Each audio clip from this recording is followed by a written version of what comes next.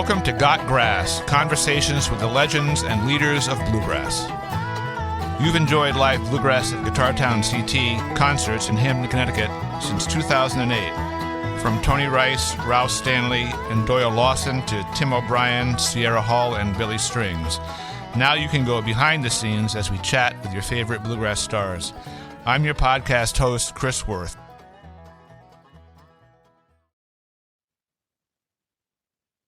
So I'm very happy to welcome Russell Moore to Got Grass. It's pretty early in the morning for a podcast, but I'm seeing you're up and about, and I am too, so that's good. Oh yeah, I've been up for a while and already finished off the last of the coffee we had made this morning, so I'm wide awake and ready to go. So I usually start these interviews with a simple question, which is on a day off from music, what do you like to do? A lot of people have said, well, I like to play the guitar and write songs, but let's say you're not doing music. What would you be up to? Oh, well, just domestic things, around the house here, helping take care of the household. And usually there's some time set aside for working on my tour, my coach, because it's just one of those things, if you have one that you travel in, then it needs maintenance and usually quite a lot of it. So I usually put time into that, just making sure we can get from point A to point B the following weekend or week or whatever the next engagements are.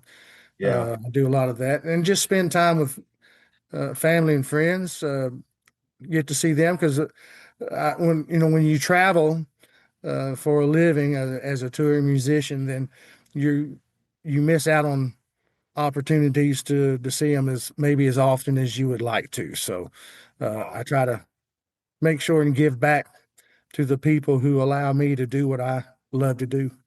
Right. There are a lot of great musicians from Texas. I know you're from Texas originally, correct? Yes. Yeah, and I'm thinking I looked up a list actually online just to refresh my memory, and there's so many musicians from Texas, from Buddy Holly to Beyonce. But I don't think much of bluegrass when I think of Texas. I think of country swing, rhythm and blues. Texas doesn't have a reputation up here, at least, as being a bluegrass state. But I guess you came from there, and you're a bluegrass guy. So what are we missing up here? Well, one of the reasons that I actually left the state of Texas was to get in an area that was more prone to bluegrass music and the big festivals and the venues that hosted bluegrass music, which was more on the East Coast. I've said this before. When you're in the East Coast, all roads seem to lead to the festivals, and you can get from one to the other to another one. Usually overnight. As a touring musician, that's what we needed to do. We weren't able to sustain life just playing bluegrass music in East Texas and Louisiana, Arkansas, Oklahoma. It just wasn't enough going on there. So myself and three others, Scott Vestal, Curtis Vestal, and Mark Keller, a group called Southern Connection. We packed up and moved east and settled in Asheville, North Carolina, for a little while. So that put us in a place geographically that we thought that we could do that, and then play full time and actually make a living at it. And then about a year later, after we settled in Asheville, Doyle Lawson called, and we immediately set foot into a nationally touring established band. Right. So that's the bluegrass music scene in the Texas area is not as prominent for sure as country and jazz, blues, as you were saying, other types of music. So that's the reason that actually I left and have settled now in North Georgia for the last 30 years. All right. So growing up, were you known as the kid in the neighborhood who had the good voice? Like, were you known as a singer as a kid around, or Not until, well, not early on when I first started playing music. I was way too shy and didn't think should be singing in. I didn't think I was good. And that happened later in after I'd started been playing for a few years. Uh, and then once I started singing, then it came more frequent for sure. People asking for me to participate, either harmony or singing lead. And then when the group Southern Connection was formed, I was the lead vocalist. My first full-time lead vocal position in a bluegrass band. Um, and then it has snowballed from there for almost I guess around 40 years now. I've been playing bluegrass full time now. so you have a fairly deep, resonant speaking voice, but your singing voice, you can get way up there. You have pretty wide range of vocal Yeah, range. I'm blessed in that sense. Um, and of course I'm not 20, 30 years old anymore, so I think my range has probably decreased a little bit. I can't sing as high as I was able to years past, but um, I still have a lot, I think, to offer, and I am blessed with a pretty good range as Mhm. far as my vocal. I just had someone you know well, Kristen Scott Benson, on my podcast. Of course, your husband Wayne had been a member of your band Mhm. for a long, long time, right? Yeah, Yeah. absolutely. And Yeah, Wayne's and an incredible player and a great friend. yeah. So I was talking to her about, when you decided to become a musician or when you realized you were a musician professionally. And she said, at age 40, I suddenly realized, you know what? I guess I'm a professional musician now. I said, it never was really your goal or your dream. She said, no, I just kind of went into it step by step, and suddenly I realized that was my career. Was it your dream to be a professional bluegrass musician when you were younger, or did you just kind of step by step become one? No, it was a dream, a passion that I had, and at a earlier age. I was in my teens when when I thought, man, I'd like to try my hand at that. It would be so satisfying for me to be able to maybe move people with music as music does for me. It moves me and it's therapeutic uh, actually. And I thought, man, I'd love to be able to make somebody else feel like I feel when I listen to music. So that yeah, it was a passion, it was a thought, and that's one of the reasons uh, that we left Texas. I left Texas and tried to move into a area that we thought we could sustain life and do it full time. So yeah, it was and we started young. I mean, I was 20, I think 21 years old when I went to work for Doyle Lawson. And I always thought, if I start young enough, if this doesn't work out, I'm still young enough I can pursue a career, doing something else besides music.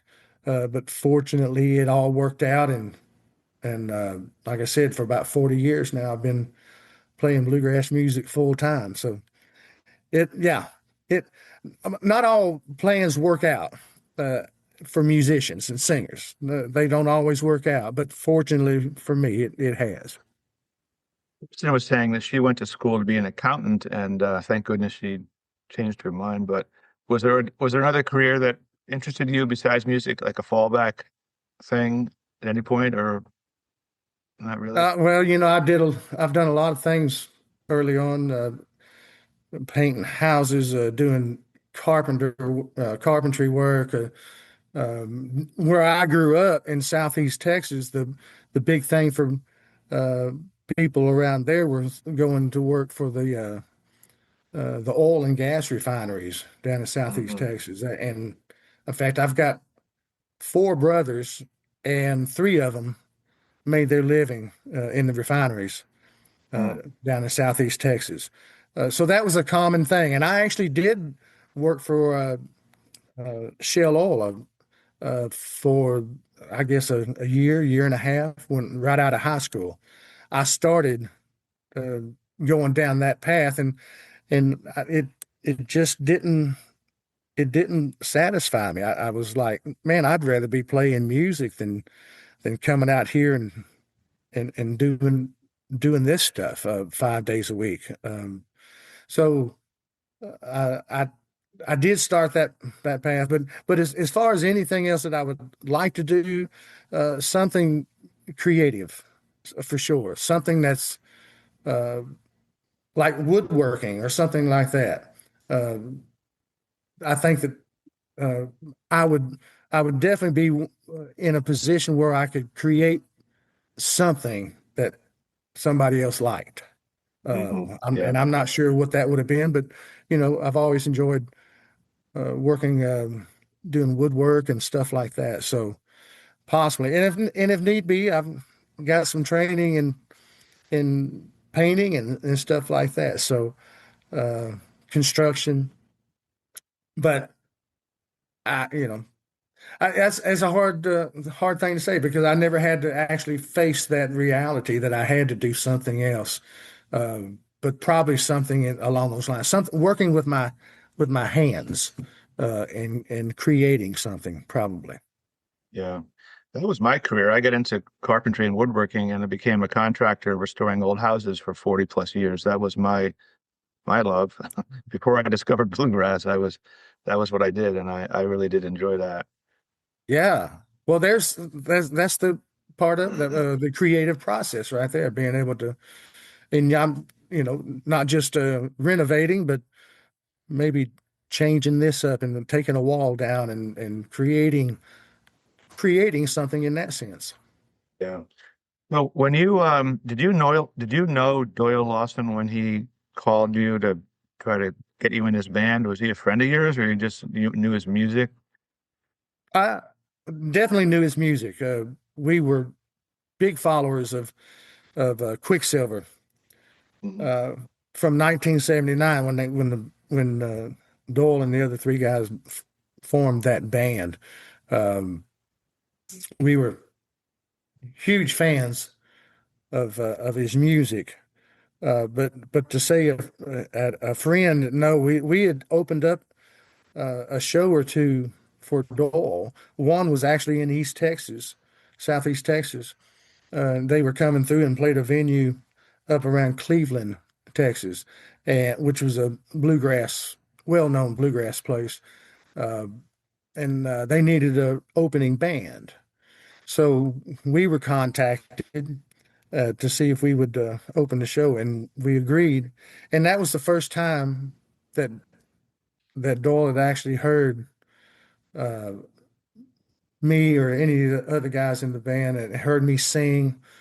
And he said later, he said he put me down in his little book of people that he wanted to keep in mind for future reference or whatever. And he actually called me when Lou Reed was leaving the group, and I guess that was 82 maybe. Um, he called and asked if I would like an audition to join his group. And at that time, I was heavily involved with Southern Connection, and I didn't want to see that break up. We had put a lot of time and effort into that group uh, before we moved east. So I declined at that point. And then, like I said, we moved east, and in 1985 is Mhm. when he called and offered three of us a position playing music with him. Uh, so I wouldn't say a friend. He was more of an acquaintance and somebody uh, that I knew well about his history, and his place in bluegrass music with uh, from Jimmy Martin and J.D. Crowe and of course the Country Gentlemen, his time there, and then starting the group Quicksilver, uh, which we heavily follow. So it wasn't a really hard transition, I would say, because we knew his music really well, had listened to it a lot. Yeah. So he asked you and your two bandmates to join his band. If he had just asked you yourself to join as singer, would you have gone or without the other two guys, you think, to Doyle? It would have been a lot more difficult to do that. Um, the fact that the three of the four of us were transitioning to his group, I didn't feel like I was letting everybody down Mhm. in Southern Connection. So if it had just been me, I mean that's I don't know for sure, but it would have been more difficult for me to leave at that point if it was just me, and leave the other guys hanging. Yeah. So I've heard this story that Doyle would get his band together at his house to rehearse, and they would all be singing a four-part, a quartet harmony. And then he would have the guys all walk off into different rooms and then come back and see if they were still on pitch and in rhythm. Did anything like that ever happen when you were the band, or is that just a legend that was made up? No, that never happened with myself and the other guys when we joined him. Now he did say there was uh, when they were forming the group in '79 that there was some instances where they actually would start a song and they would disperse into Hmm. different either different rooms or different areas of the room they were in just to get away from each other and then come back together and see where they were at, if they were cohesive with the Hmm. music. Um, when we had really long rehearsals before we ever set foot on the stage as a member of Quicksilver, and they would. He was actually still uh, traveling with the original group or the group he had because they had show dates to fulfill.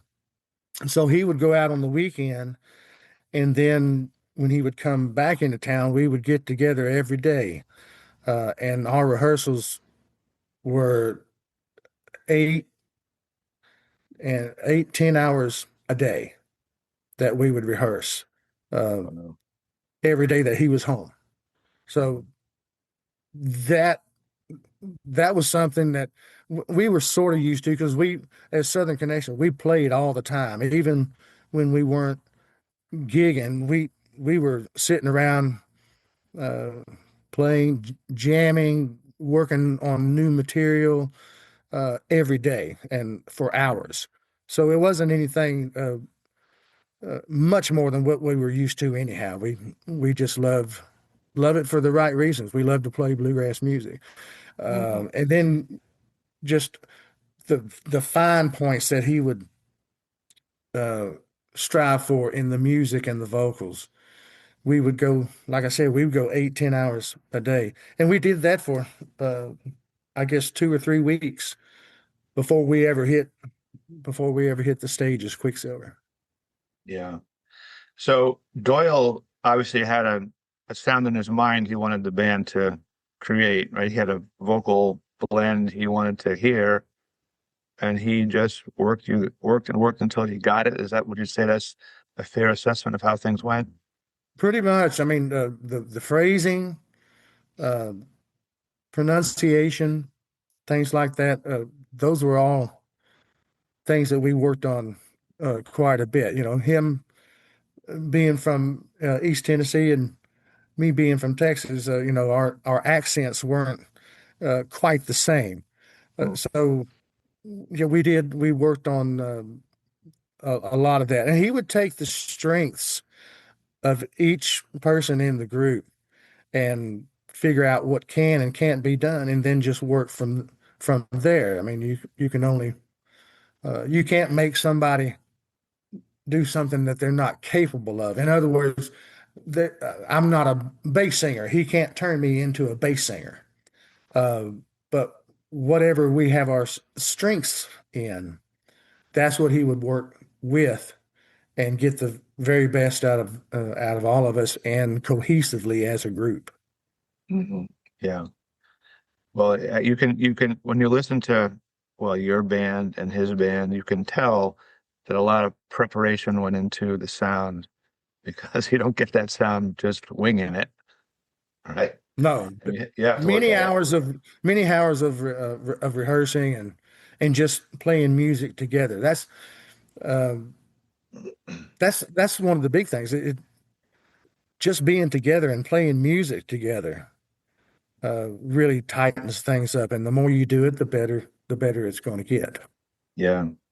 So you played with Doyle Lawson for about 6 years, and then at one point you must have decided, no, I want to do my own thing again. Is that what happened? You just wanted to get your own Yeah, band going again, or was there another reason?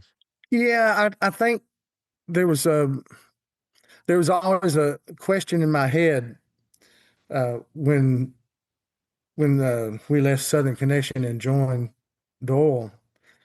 You know what would have happened? You know what would the outcome have been with Southern Connection had we kept going down that road? How successful could we have been? I mean, we were not setting woods on fire with uh, with our show dates. Actually, we played about 6 nights a week in and around the Asheville, North Carolina area. And one thing when you're doing that, uh, your crowd can become thin every night because people think, well, if I don't see him tonight, I can always go see him tomorrow night over at this place, which is not too far Mhm. because it's all in the same area. So we weren't, well, I've said this before. We ate a lot of soup beans, and every now and then we'd be able to get some cornbread to go with it.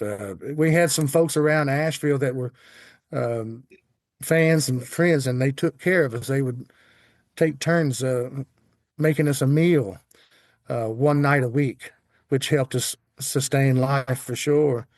But it wasn't until went to work for Doyle that we actually were able to start realizing financially some gains there. Um, so I think maybe part of it was that wondering what if uh, Mm. had we kept Southern Connection together. And also there's a point where uh, for a lot of musicians, you wonder, I, I just want to spread my wings and see if I can make something work on my own. So Mm. that was probably the biggest reasons. It wasn't because of the music or quick or or the band Quicksilver or anything like that. Because um, you can't. I mean, I can't deny I had 6 great years there, and I thought we put out some wonderful bluegrass music, Mm. very well crafted music, and I think there was just that calling. You want to know if you can do it on your own. Mhm. From seeing you with a guitar and in front of a microphone, I'm guessing that you probably admired some singer-songwriters who just got up there and sang with a guitar. I don't know who in particular, but was there anybody in particular that you liked? Not a bluegrass necessarily singer, but some, James Taylor type, or I don't know, Bob Dylan, or anyone that just played with a guitar and sang. Absolutely, James Taylor. Love his music, love his style, his ability, his songwriting. Uh, I love that. People that influenced me, well, just I mean, in bluegrass music, probably one of my favorites was Charlie Waller.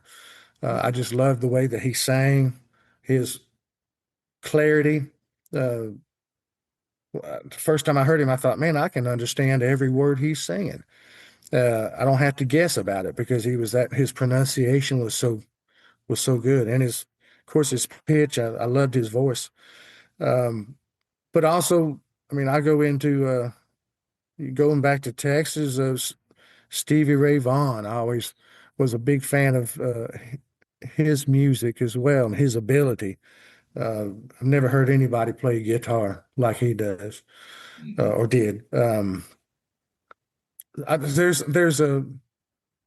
There's a lot. I mean, there's some folks that never hit anything but grew up in Southeast Texas. I grew up in Pasadena, just a couple 3 miles from the old honky tonk Gillies Mhm. that was down there, and there was a uh, lot of country and western swing music being played where I grew up, and I was able to take in some of those artists who were not known, but they were great singers and players and songwriters, but they never wanted to take it on the road or do anything with it. They had uh, day jobs usually, and so they didn't want to give up that security um, and take a chance on making Mhm. it in the music business, which, as we know, country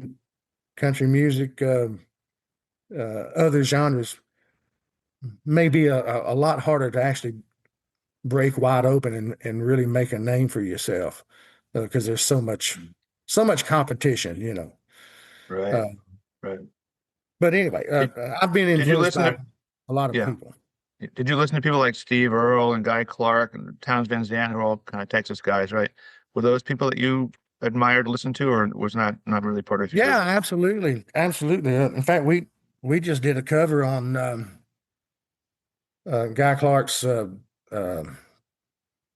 New Cut Road. We put that out not too awful long ago as a single. Mm-hmm. Which and yeah, so those those artists are definitely people that I've listened to, and I tried to every now and then think of it's like, oh man, that'd be a good song to do a cover on one of their songs, Towns Van Zandt or but either it just didn't work uh, in a bluegrass setting, we couldn't make it work, or somebody else had already done it, which would just didn't make sense to do it again, do a cover of one of their songs, and so we've done a few over the years. But yes, I definitely listened to them growing up, and still pull them out every now and then, put them on the CD Hmm. player. Yeah. So when you started your band Third Time Out, which was what, 34 years ago almost? Is that how long ago it's been? It's Uh, 35 is thir- 1991. 35 years. And I know at one point in that band's history, because I've been looking up information about you, that the band kind of went through a tough time and almost split up. Is that right? Back at some point, or am I That's exaggerating? yeah. There was there was a down period, I guess you say, within the band, and it could have gone that direction, I guess. But Hmm. I was too stubborn to let it happen, I guess. I had too Hmm. much invested in it. It's like, man, I don't want to I don't want to see this go by the wayside. So I just pinned my ears back and did what I had to make things more saleable, put it that way. Hmm. Uh, Right. but yeah, I think every band probably has periods of things like that where it's as not as um, sugar coated, I guess, Hmm. as in other times. But it's hard to take four, five, six people and expect everything uh, to go smoothly all the time just because of different personalities, different views on where you want things to go or something like that. Hmm. It's um at times it can become difficult, Hmm. uh, Yeah. but we work through Like it. it. Yeah, yeah, yeah. So you were asked in 2024 by Alison Krauss to join her band. I know that was a big moment for the bluegrass world for her because she'd been out of the picture for a while. And for Yeah, you. Yeah. right. And I've heard the story about how she got in touch with you, and a lot of people have probably heard it. You're probably tired of talking about it, but could you just recap how that whole thing happened? It's so interesting, from so many points of view, how you ended up with her. Yeah. Well, unbeknownst to and I guess a lot of other people, Dan Tyminski had decided to um, not tour with Alison uh, moving forward in uh, in 2024 when they were trying to put together the recording coming out and tour again. And she actually texted me one day, and like I said, I mean, I didn't even know that she had my phone number. I think she may have gotten it from one of the other guys in the band. But she texted and asked if I would be available in the next day or so for a phone call to actually talk by phone.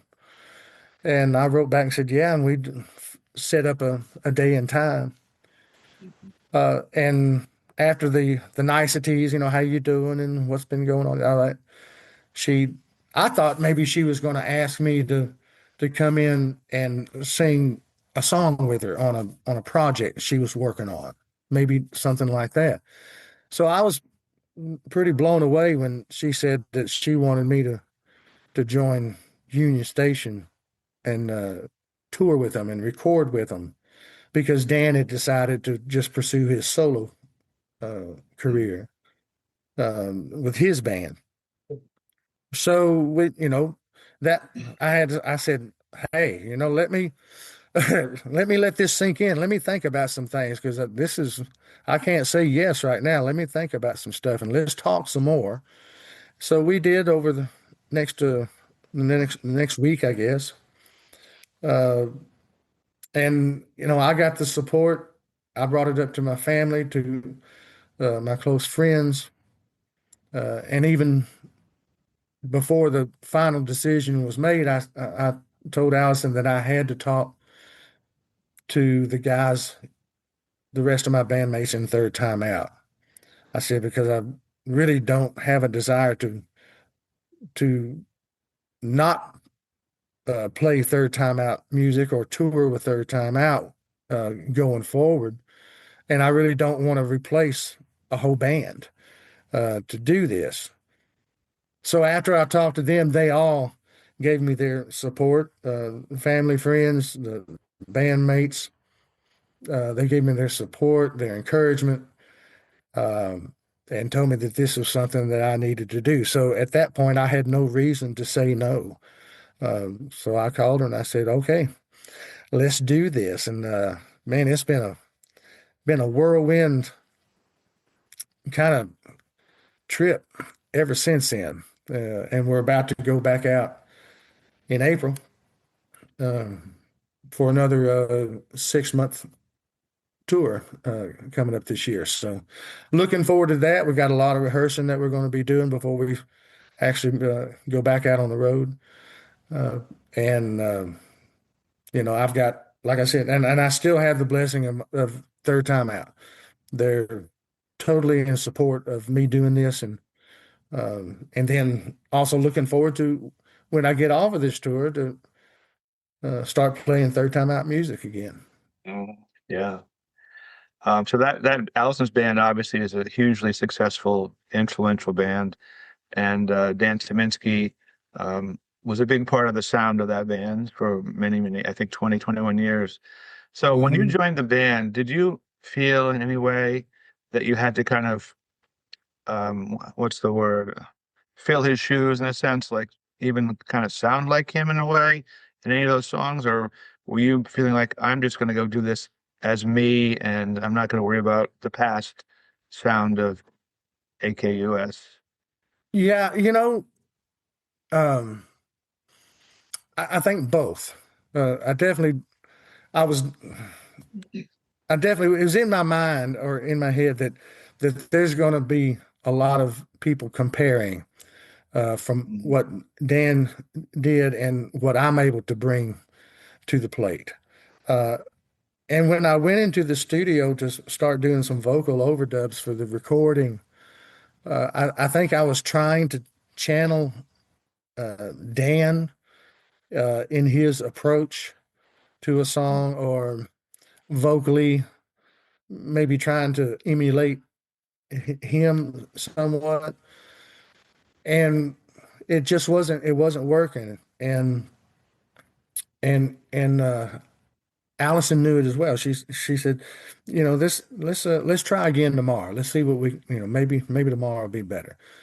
mm, Well, there was a point where I decided, I'm not Dan, and I can't sound like him. There's no way. And I'm a huge fan of Dan Tyminski and his music and his voice and his contributions to ACUS over the years.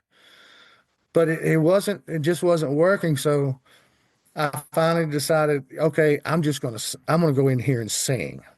I'm gonna sing this song, and I'm gonna be me. mm, And the first time that we did it like that, with my mindset like that, um, I could see the control room, and I could see the engineer, and I could see Alison sitting there. And when we took a pass, and I just said, okay, I'm just going to sing this.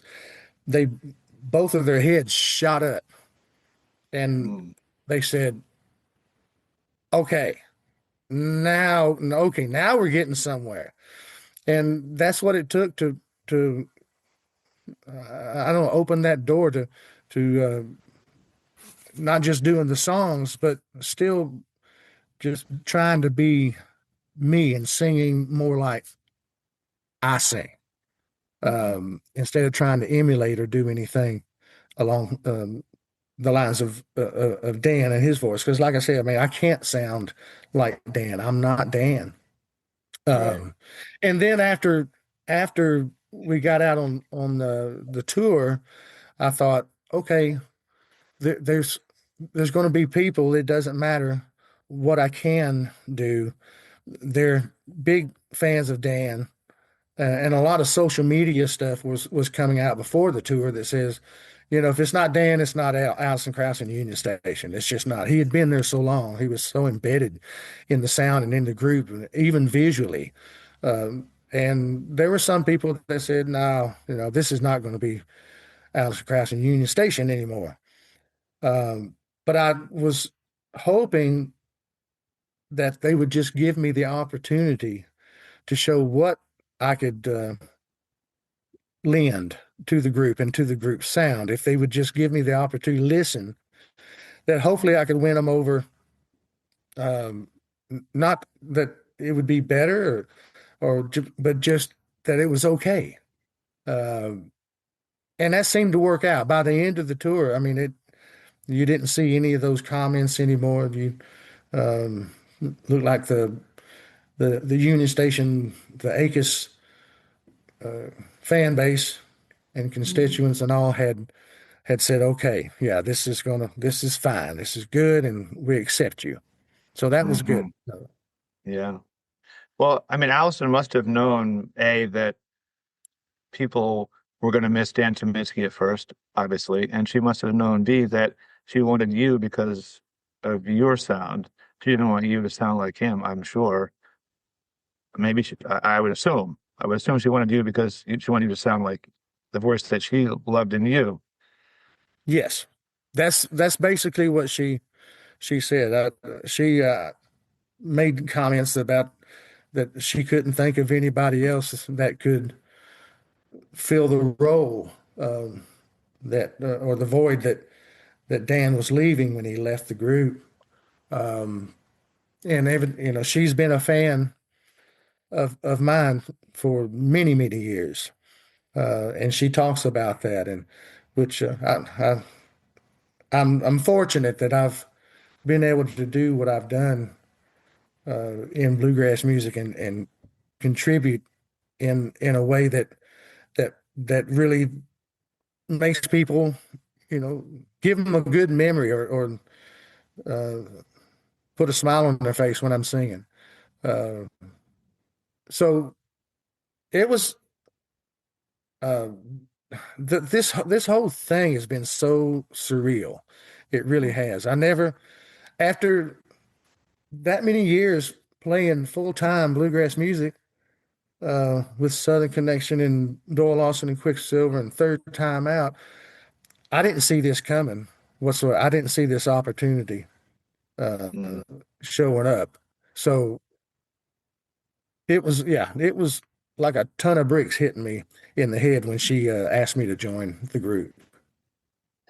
Are you used to the idea yet that you're a member of Union Station, or do you still have to kind of like pinch yourself, or does it still seem kind of weird, strange, unreal? Yeah, Or yeah. yeah, it is still wild to think about that.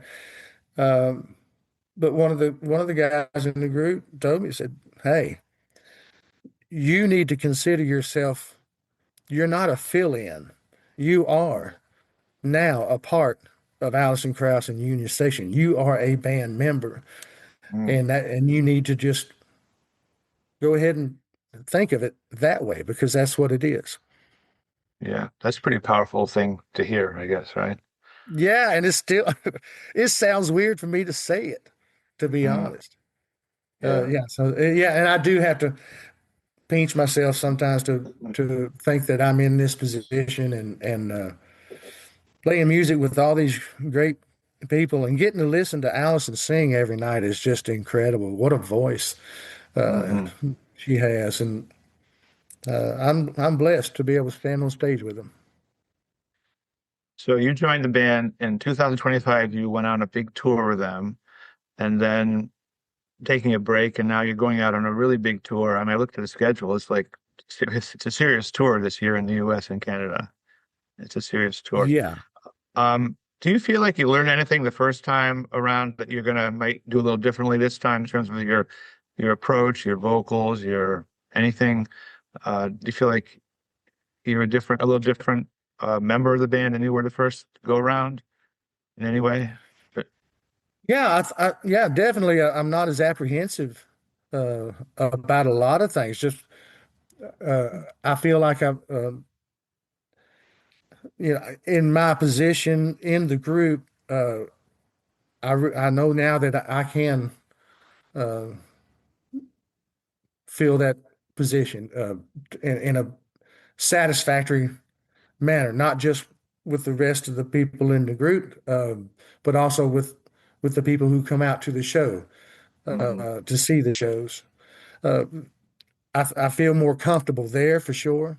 Uh, there's some things that I had to work on my monitor mix um, and the type of earbuds that I'm using on the show to be able to hear and hear well enough to sing on pitch. These are larger crowds than most crowds that Third Time Out has ever played for.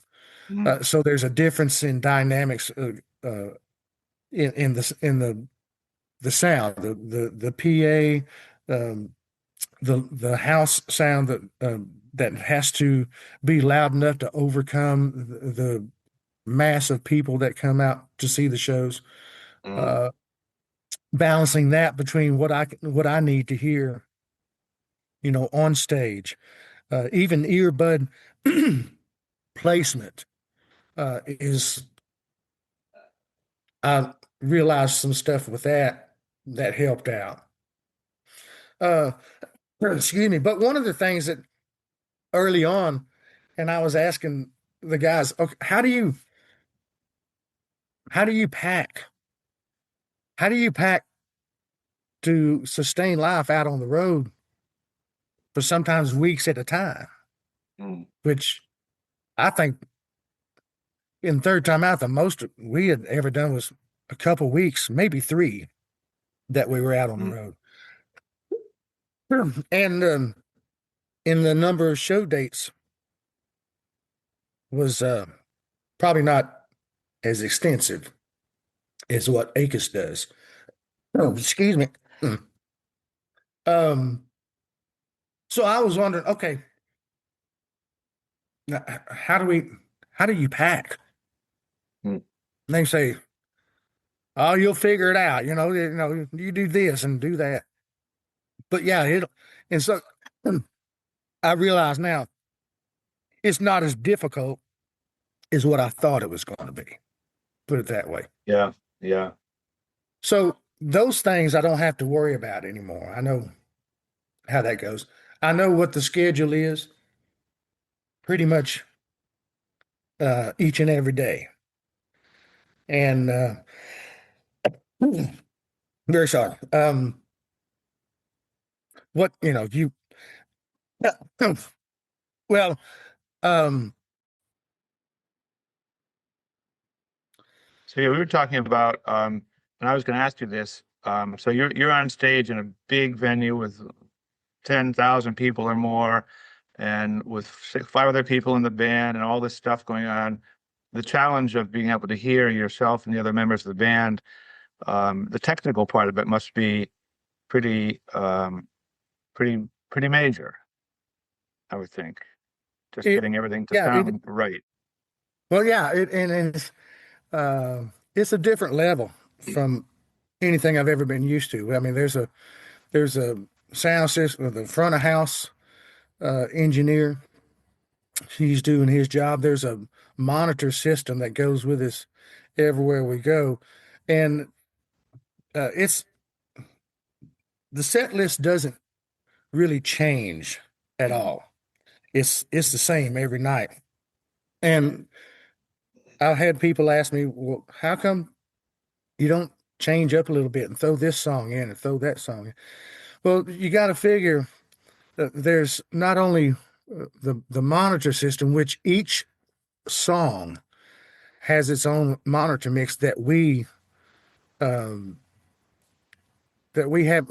Our mix changes from one song to the next because of the the type of song it is and the volume level that people are playing at. Um, the number of instruments that are being played or the number of vocals that are in the particular song. Every mix is input into that monitor system that in that board. It's Hmm. recorded. It's there. It's the same every night. So if, and also the lighting. The lighting is set up for each particular song and it's all automated pretty Hmm. much. And so if there's a highlight on somebody, they get a spotlight because they're doing something either instrumentally or vocally that comes up. And if you change the set list, then there's how do you do that with the lighting and with the monitors and all that? You can't change it on the fly like that. So it all it all stays the same and even from one venue to the next because of the size of it or um, the crowd size even uh, that can that can change what what you're what you're hearing. So that's why we change our monitor mixes per song to accommodate for things like that. So if you change up the set list, well, all that goes out the window. Yeah, There's no choreography with the monitors and the lighting and things like that. right. Um, but it also, I mean, honestly, um, there's it makes you feel more comfortable knowing what's coming up next, and you're used to that, and you're prepared for it. Uh, Things run a lot smoother doing it that way, for sure. Hmm. Yeah. I guess also with a band like that that's been around and had so much success and publicity that a lot of the fans expect a certain level of whatever you want to call it, fidelity or quality of sound. They, especially with her singing, she's known for that, pure, clean, voice.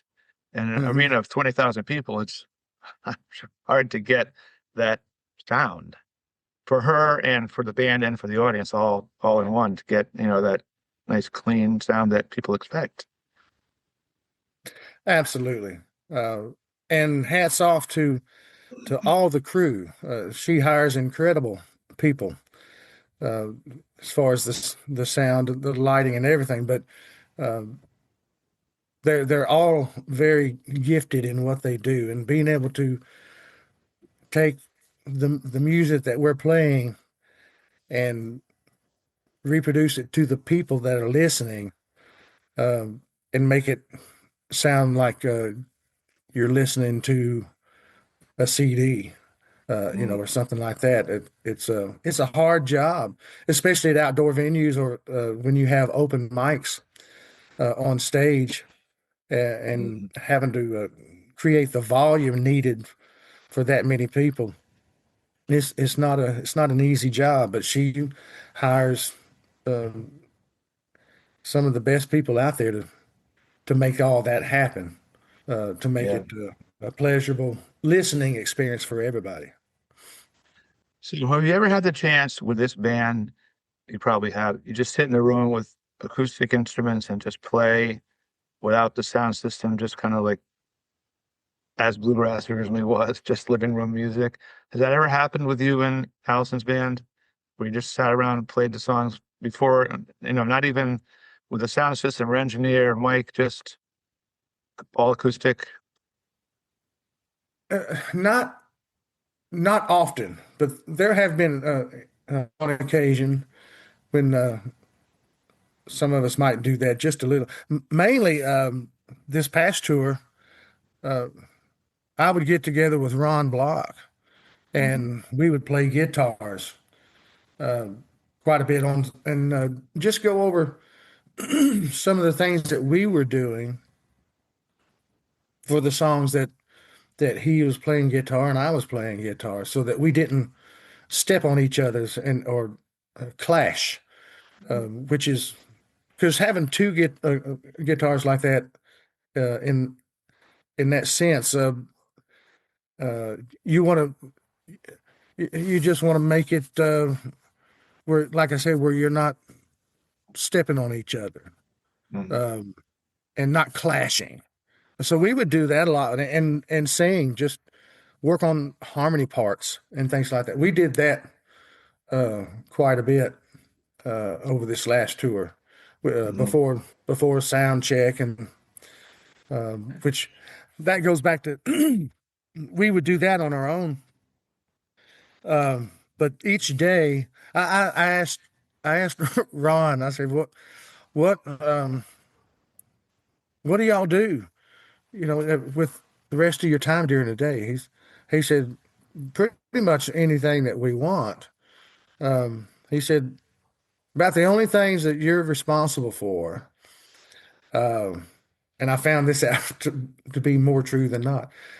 He said, you show up on time for sound check and show up dressed and ready to go and on time for the show." He said, "And then go out on stage and be awesome." And I said, "Well, I think I got two of them covered already. I think I can handle those." I said, "I don't know about the third one." I said, "We'll see how that goes." But that was a kind of a funny moment.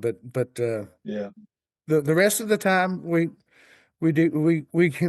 prepare in our own ways individually for the show. Sometimes we have friends, family that come to the shows, and we'll have an opportunity to hang out with them before our workload gets started in the afternoon Mhm. with the sound check and all. So we kind of take it on our own to do what we need to individually to prepare for the show, or just to relax, maybe go do some sightseeing in the town that we're at or city, things like that. So it's pretty awesome. Mhm. Do you have a warm-up routine that you do prior to going on stage for your voice or your guitar or your just your mental state? Do you go through any ritual to prep for that? Um, Not a lot of vocal warm-ups. I mean, maybe uh, a little humming or just maybe moving my voice a little bit to start uh, warming up a little bit.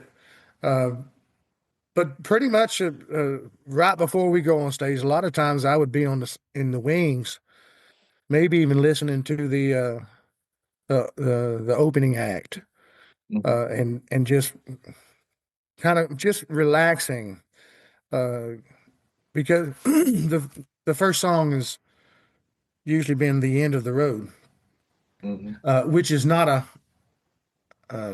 a hard driving bluegrass get your blood pressure up kind of song. So I don't like going out on stage for the first song being all jacked up. Uh, I like to be in a relaxed state, clear my mind, and focus on what's what's about to happen. Uh, sometimes they you'll see like a high jumper in sports. You know what I'm saying? And they'll stand and you'll see them nodding their head. They're predicting each step that they take before they make that jump to get over the high bar. mhm. And I kind of go through that some. Just okay. Here's the show. Here's what's coming up, and kind of go through the process. I know what I need to do here, and maybe I didn't do it so good last night. So let's work on that. Let's make that transition a little better. Try to make it better tonight. That kind of thing. Just trying to get in the zone, relax, and sometimes just getting to listen to other music is is cool. It's relaxing for me. Yeah. So you spent a good part of your musical life as a lead singer, and in this band, you obviously have to sing a lot of harmony with a with a high female voice. Hmm. What kind of challenge is that in general to try to blend? Because to try to blend with someone like Alison's voice, which is up there, and she's known for that high, clear voice, and you don't want to step on her, but you got to find the part below her that goes. Was that or is that a challenge for you, or does that kind of come naturally to you? No, it was a challenge because my vocal technique prior to um joining ACUS was a very powerful, a full throated Hmm. sing from the diaphragm, um, and that just it wasn't working on some of the harmony stuff that I was trying to sing with her. Hmm. So I had to learn to soften my technique in the higher range instead of really belting it out because that was just too obtrusive in the vocals. It was too Hmm. much. So I had to really work and find that place that was um, more suited for her vocal in tone and texture. Uh, and then I found out that when I did that, it was almost at times it was like a falsetto style vocal, and I realized that my control over my pitch was not near as good when I went into that area. So I had to really work at finding okay how to produce that sound and can retain the control over pitch, which pretty I'm a stickler on that. I like my vocal being on pitch. So when it would waver, that's like oh no, I can't do that. So I did. Before we even started rehearsing for last year's tour, I worked a lot individually, just working on those harmony parts where I felt like it was um, complimenting and not going against the grain with her vocal. And it took a while, and I still work at it just to because like I said, that's not my normal vocal technique. When I'm Hmm. singing with third time out, it's definitely a little more harsh in the higher registers. So Hmm. I still I still work at it, um, and hopefully this year's tour I'll do better at it than I did last year.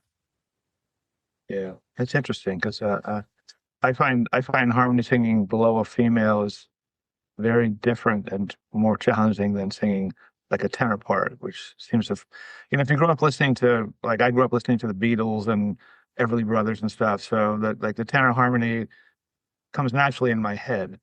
But I, Hmm. with a female voice up there, like you kind of have to find it below, and it seems that it's more of a challenge musically. Definitely, it was. I'm like you in that respect. It was singing a tenor line to somebody in bluegrass music is much easier than what I found singing harmony with Alison is. And but it's not that it can't be done. I just had to figure out what I needed to do, to get there. Hmm. And I'm pretty happy with the results so far. Yeah, I think everyone listening to it is pretty happy too. I think it's been a big success. That song that you guys do, Granite Mills, has been quite a successful song about a real event, I guess, up in Fall River, Mass.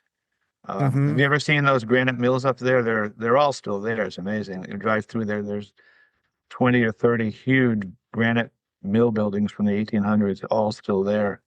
Wow. And I think about that song. And next time I go by there, I'll be thinking about that song because they're so big and strong and imposing. But yeah, you think about what happened inside there for all those years and all those people that slaved and struggled to make a living. And Hmm. powerful song. It is. And it's an amazing story and very well written. I think Tim Erickson did a great job with that song. I actually got to meet him at one of the shows that we played last year. Mm, Uh, he's yeah, a great artist and writer, and it was a pleasure to meet him, and a pleasure to get to take that song to the stage every night hmm. that we play. It has had a lot of airplay. A lot of people have heard it streaming or on their favorite radio or listening stations. Um, and it was kind of weird to not weird, but as the tour went on last year, the song was more recognizable Mm. as the tour went on because people had already heard it so much. So when it got kicked off, there was a lot of excitement and buzz in the audience um, right from the get go, which is Yeah. really that's really cool. Yeah, no, Sirius Radio really played that song a lot. In fact, that was the first song I think I heard from the new band was that one, and they played a lot on Sirius Radio. So I think people also heard it there, got familiar with it. Um, yeah. So a lot of people maybe didn't know that Stuart Duncan was going to be with the. Is he with the band on this coming up tour again? Or I know he was with the band on the last year's tour, correct? He was last year, but this year he won't be coming out with us. Um, she has got another fella, a young guy, another. Uh, he's living in Nashville now. His name is Jacob Burleson, and he'll be coming out with Oh. us Hmm. playing guitar and mandolin. I don't believe he's a, I don't believe he's a fiddle player, Hmm. but he'll uh, take that position and play guitar and mandolin. So there may be a small change in the set list, whereas uh, Stewart always had a place in there where he played Lee Highway Blues and just ripped the strings off of it every night. I was going to ask you about that because I've watched you play rhythm guitar to that song. It's a pretty long song. I was wondering if your hand gets a little tired after Lee High. Yes. In a word, yes. Uh, Some uh, some nights were easier than others, but it was always a lot of fun being able to play rhythm guitar to in the band with that song and listening to him every night. It was never the same. He didn't have a set way of playing it uh, Hmm.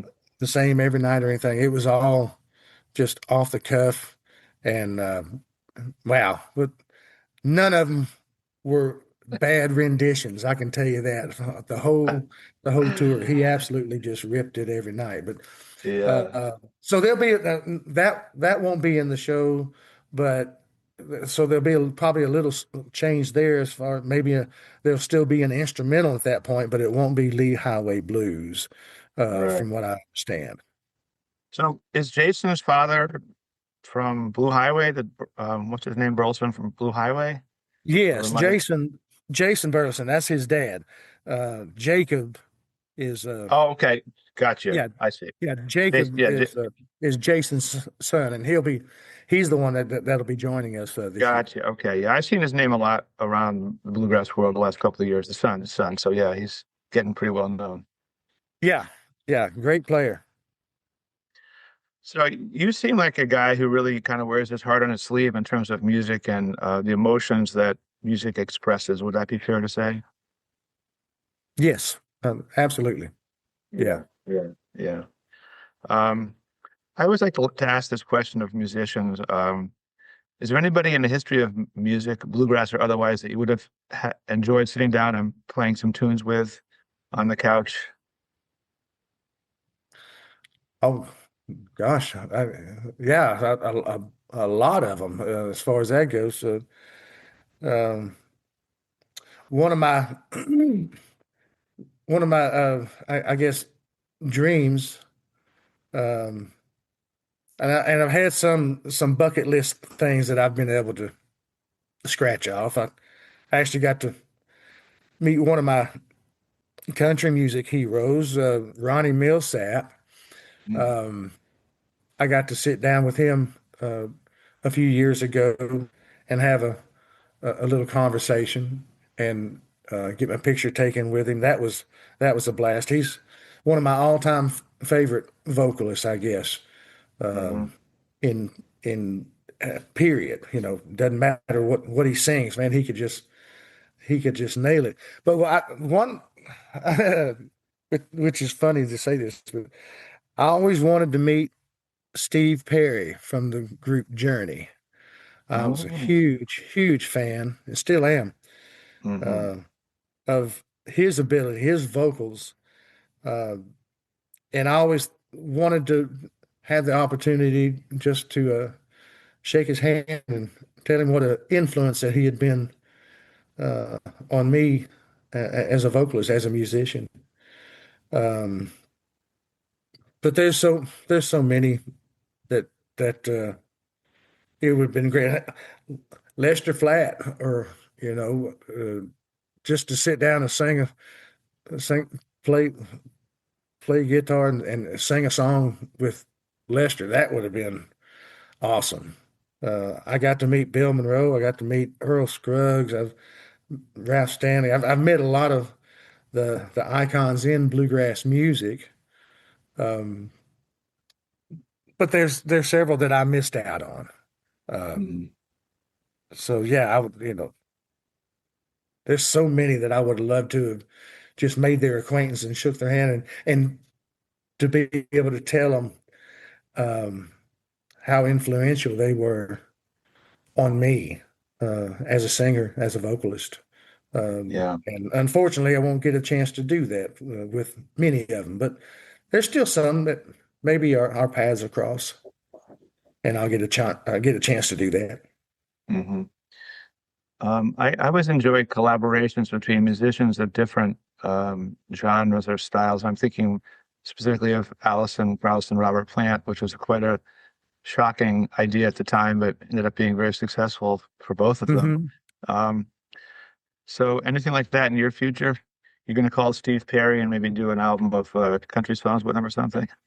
Well, Chris, I doubt that's ever going to happen.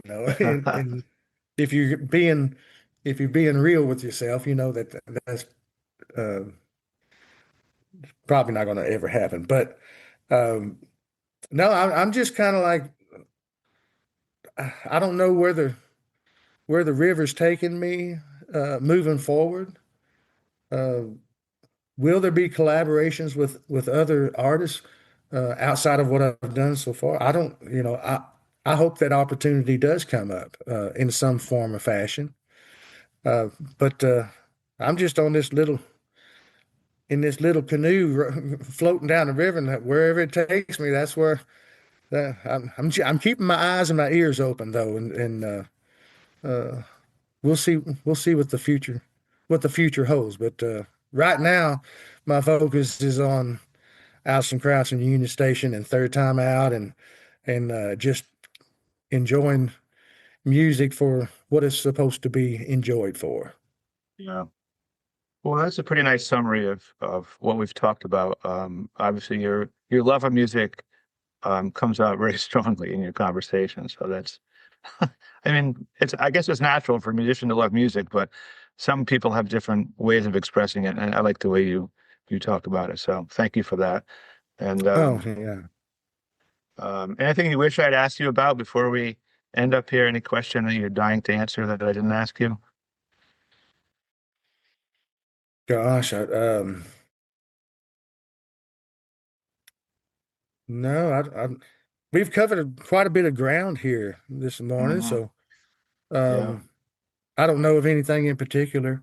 But if you have any other questions, I'll be glad to try to answer or elaborate on them. Yeah, I mean, I have more questions, but I think you've covered so much of your past and your enthusiasm for your present life, and who knows what happens down the road. I think that's probably a good place to stop. Okay. Well, thanks so So, much for having me on your podcast here, man. well, thank you for coming on. I appreciate it, and I'm sure you'll have a busy, revved up spring, summer, and fall. I'm sure you'll have a busy time, a fun time. Yeah, maybe let's get back together after this next tour is over, and We'll might have some more things to have talk a about. have a recap. Okay, that sounds Have a good. recap. Yeah. All right. Well, thanks Yeah, for being man. on. I appreciate it. Yeah. Thank you, Chris. Have a great day. You too. I hope you enjoyed our podcast, and thanks for listening. Visit our website, guitartownct.com, for concert and podcast schedules, or just to send us a message. We'd love to hear from you.